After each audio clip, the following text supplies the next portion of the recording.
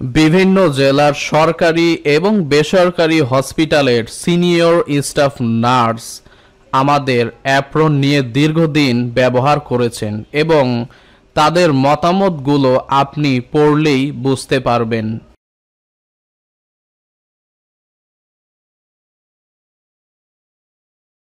যে তারা আমাদের প্রেসিডেন্ট টরে কাপড়ের অ্যাপ্রনটি বেশি পছন্দ করেন।